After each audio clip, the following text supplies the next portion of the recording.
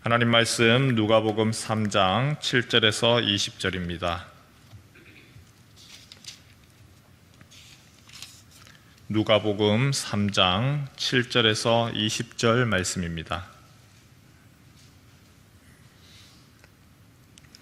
요한이 세례받으러 나오는 무리에게 이르되 독사의 자식들아 누가 너희에게 일러 장차 올 진노를 피하라 하더냐.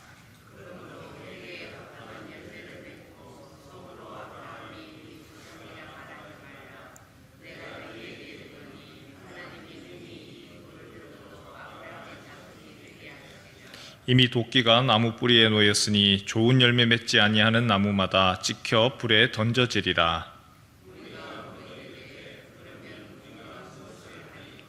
대답하여 이르되 옷 두 벌 있는 자는 옷 없는 자에게 나눠 줄 것이요 먹을 것이 있는 자도 그렇게 할 것이니라 하고,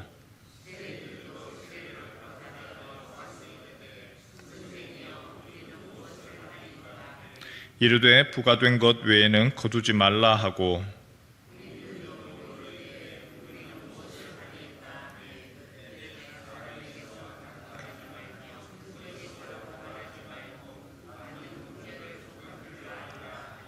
백성들이 바라고 기다림으로 모든 사람들이 요한을 혹 그리스도신가 심중에 생각하니,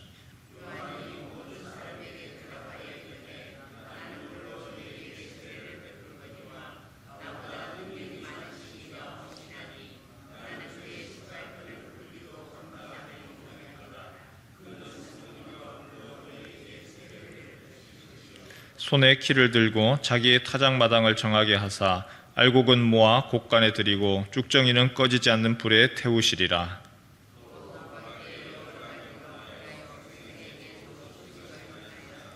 분봉왕 헤롯은 그의 동생의 아내 헤로디아의 일과 또 자기가 행한 모든 악한 일로 말미암아 요한에게 책망을 받고 그 위에 한 가지 악을 더하여 요한을 옥에 가두니라. 아멘. 오늘 본문 세례 요한의 모습입니다. 세례 요한 당시에 엄청난 영향력을 끼쳤던 사람이죠. 빈들에 있을 때에 하나님의 말씀이 임했습니다. 그리고 그가 베푸는 죄사함의 세례를 받기 위하여서 요단강 근처로 사람들이 몰려 나왔습니다. 그의 메시지 거침이 없었습니다. 세리를 향하여는 부가된 것 외에는 거두지 말라고 했고, 군인들을 향하여서는 사람들을 협박하거나 억지로 빼앗거나 하지 말고 너희의 봉급으로 만족하라고 했습니다. 하나님의 진노를 피할 것만 생각하지 말고 회개에 합당한 열매를 맺어라 강력하게 요구했지요. 그의 메시지는 남달랐습니다. 그리고 그는 힘없고 연약한 사람에게만 강하고 권력이 있고 돈이 있는 사람에게는 부드러운 것이 아니라 당시의 최고의 권력자였던 분봉왕 헤롯에게도 그의 악행을 폭로하고 책망하는 등 요한의 모습은 모두가 기다리던 참 선지자의 모습이었습니다. 자연스럽게 모두 다 그를 떠받듭니다. 칭송합니다. 따르기 시작을 합니다. 그리고 조심스럽게 물어봅니다.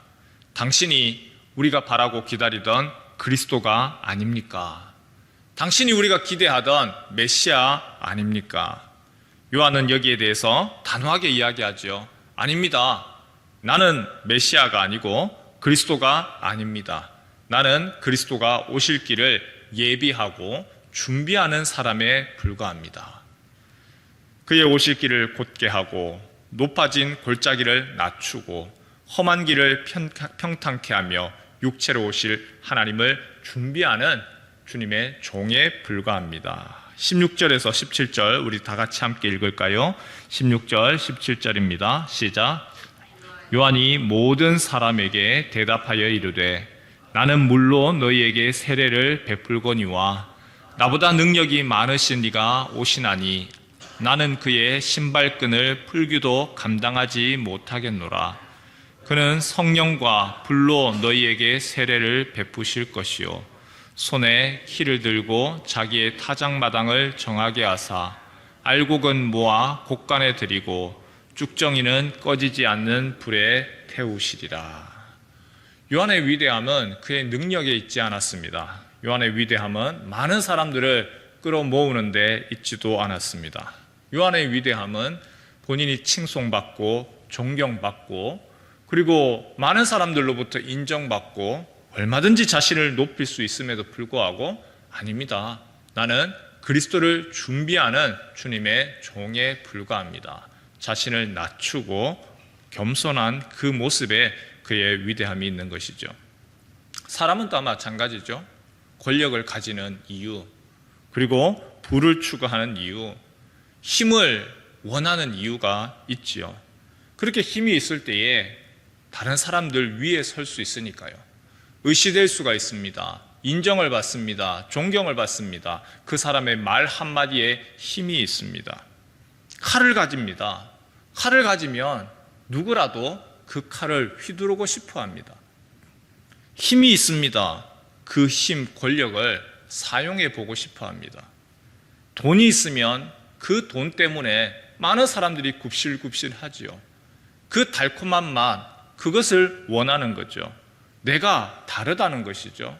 그리고 다른 사람들을 부릴 수 있다라고 하는 것, 움직일 수 있다라고 하는 건 그건 굉장히 큰 매력입니다.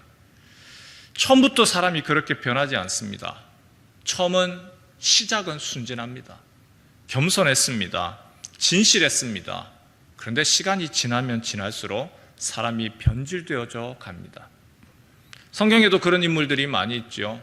기드온, 그는 처음에는 아주 연약한 인물이었고 그리고 겸손한 인물이었지만 가면 갈수록 변질되어져 갔습니다. 사울 왕이 그랬습니다. 키가 다른 사람들보다 머리 하나가 더 있었지만 그는 겸손한 사람이었고 누가 보더라도 왕다운 모습이었습니다.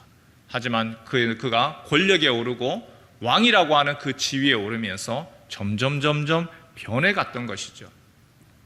감리교회 창시자 요한 웨슬레 첫 사례를 받았을 때에 그의 사례비가 당시 돈으로 30파운드였습니다. 30파운드가 어느 정도냐 하면 자기가 생활을 하기에는 부족하지 않을 정도로 그 정도의 그래도 충분한 금액 30파운드였습니다. 요한 웨슬레가 30파운드를 받았을 때에 3파운드는 11조 헌금으로 하나님께 드리고 나머지 27파운드로 생활을 했습니다. 얼마 지나지 않아서 그의 사례비가 100파운드로 늘었습니다. 하지만 그의 생활비는 여전히 27파운드, 이전과 다르지 않았습니다. 그리고 나머지 금액으로 헌금과 구제에 사용을 했습니다. 73파운드를요. 그리고 나중에는 그의 사례비가 300파운드까지 되었습니다. 하지만 그의 생활비는 여전히 27파운드, 처음이나 끝이나 다르지가 않더라. 그리고 나머지 273파운드는 헌금과 구제에 사용했습니다. 웨슬리가 소득에 따라서 소득이 많아지면 지출이 늘어나는 거, 오늘 우리의 생활이 그렇잖아요. 소득이 늘어나고 그리고 돈이 많아지면 셔츠 하나 살 것도 10,000원짜리가 10만 원 되는 것이고 20만 원 되는 것이고 내 소득에 따라서 점점 생활이 더 크게 벌어지는데 그렇게 하지 않았던 계기가 있었습니다. 그가 옥스퍼드 대학에서 교직원으로 있을 때였지요. 돈에 대해서 부족함이 없이 지출을 했습니다. 자신의 방에 꾸미기 위하여서 그림 한 점을 구입을 하고 큰 금액을 들여서 구입을 하고 돌아온 그날 밤이었습니다. 날씨가 너무 추웠죠. 추운 겨울날 밤 하녀가 자신의 방에 찾아왔는데 그 입은 옷을 보니까 너무나 얇은 천으로 그 매서운 추위를 감당할 수 없는 겉옷도 없이 너무나 추워서 발발 떠는 모습입니다. 안타까운 마음이 들어서 그 하녀에게 코트를 하나 사주기 위하여서 자신의 주머니를 뒤적거렸습니다. 그런데 이미 그림 사기 위하여서 큰 금액을 지불을 했기 때문에 그에게 있어서는 너무나 금액이 부족했던 것이죠. 그때 그가 즉각적으로 깨달은 것이 하나 있습니다. 그의 머리에 번쩍 오르는 생각이, 하나님께서 과연 내가 돈을 쓰는 이 방식 좋아하시겠는가? 주님께서 과연 나에게 잘하였도다 착하고 충성된 종아 라고 말씀하실까? 이 가난한 여인을 위하여서 추위를 막아줄 수 있는 그 돈으로 얼마든지 이 여인에게 그 추위로부터 벗어날 수 있도록 도와줄 수 있었는데 내가 내 방을 아름답게 꾸미고 장식하겠다고 그 비싼 비용을 들여서 그렇게 했던 것, 이 그림이 바로 하녀의 고혈로 보이더라는 것이죠. 하나님이 어떤 사람을 찾으실까요? 하나님이 우리에게 어떤 모습을 기대하실까요? 주님, 나에게 능력 주시면 내가 이런 일도 하겠습니다. 내가 주님 위하여서 저런 것도 하겠습니다.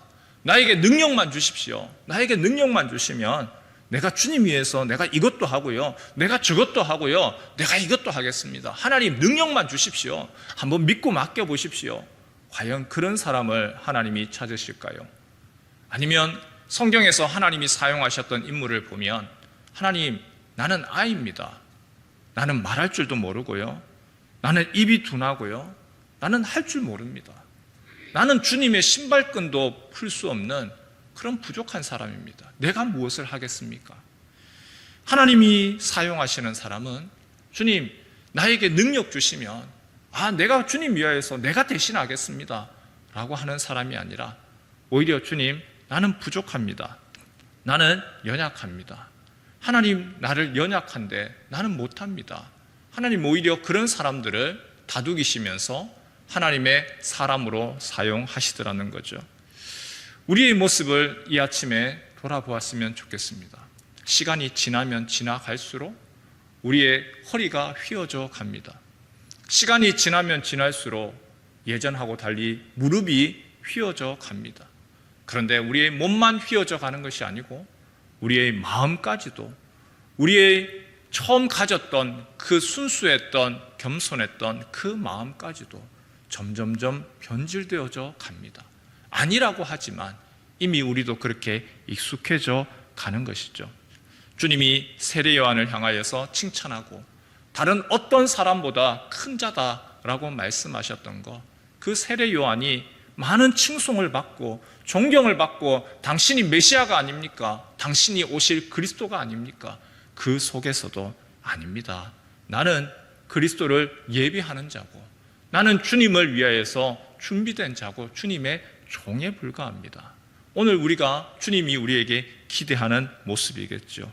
이 아침에 우리가 함께 기도할 때, 주님, 내가 복음 앞에서 살게 하여 주시고, 주님이 그 복음 앞에서 내가 변질되지 않게 하시고, 그 처음 모습이 마지막 모습까지 끝까지 나아가게 하옵소서. 나의 말과 나의 눈빛과 나의 행동이 주님 앞에서의 기쁨이 되게 하옵소서. 간구하는 이 아침 되시기를 주님의 이름으로 축원합니다.